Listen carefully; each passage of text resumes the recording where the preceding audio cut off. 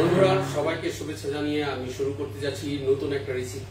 So বন্ধুরা আজকে আমি তৈরি করব চাকরি কাবাব এবং এই চাকরি কাবাব এর মধ্যে আমি গার্নিশ করব। এখানে আমি নিয়েছি 500 গ্রাম গরুর কিমা, তার সাথে আমি নেব 2 ডিম, 1 টেবিল স্পুন আদা রসুন বাটা, 1 টিস্পুন ফ্রেশ জিরা, 1 টিস্পুন ধনিয়া পাউডার, আধা টিস্পুন হলুদের powder, kitchen king 1 teaspoon, normal জিরা পাউডার আধা টিস্পুন, গরম মশলা 1 টিস্পুন, ভেজিটেবল পাউডার 1 টিস্পুন, লবণ আধা টিস্পুন, কস্তুরি মেথি 1 টিস্পুন, পেঁয়াজ কুচি রেখেছি 300 গ্রাম, ধনেপাতা কুচি 50 গ্রাম, গ্রিন চিলি কুচি 50 গ্রাম। আর এর মধ্যে আমি অ্যাড করব 2 স্লাইস ব্রেড। এটাকে ভিজিয়ে একটু নরম করে নিয়েছি, এটাও ঢেলে দিচ্ছি। এখন এখানে সব উপকরণগুলি ঢেলে এটাকে আমি একটা মিক্সচার বানাবো, একটা ডো তৈরি করব। আমি পেঁয়াজ কুচি ঢেলে দিলাম, গ্রিন চিলি, আদা রসুন বাটা, গরম মশলা, জিরা, ডিম।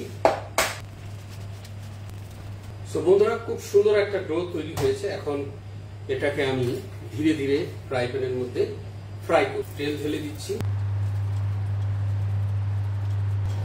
বন্ধুরা দেখতে পাচ্ছেন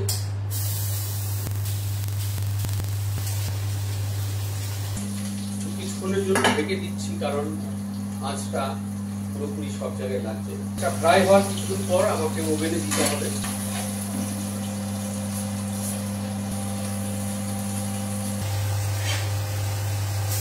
এটাকে এখন কিছুক্ষণের জন্য 5 থেকে 7 মিনিটের জন্য আমি ওভেনে দিয়ে দেবো, যাতে পুরোপুরি কাবাবটা ভিতর পর্যন্ত পেকে যায়। সসটার জন্য আমি রেড সস অর্থাৎ কাবাবের সস, পেঁয়াজ, সামান্য একটু তেল,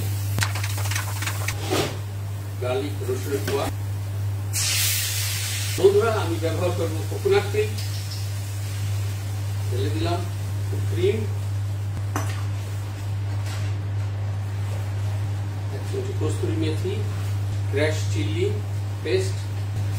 তো বন্ধুরা আমার সস রেডি হয়ে গেছে, ফার্স্ট ক্লাস সস হয়েছে। এখন দেখতেই পাচ্ছেন আমি এখানে আগে থেকেই সালাদ তৈরি করে রেখেছি। এখন সালাদটা আমি মিক্স করছি। সিরকা সালাদের মধ্যে, লেবুর রস, ব্ল্যাক পেপার, সালাদটা এখন মিক্স করে নিচ্ছি। এটাই আজকে আমাদের কাবাবের গার্নিশ। দেখতেই পাচ্ছেন এটা মরিচ দিয়ে আমি ফুল বানিয়েছি।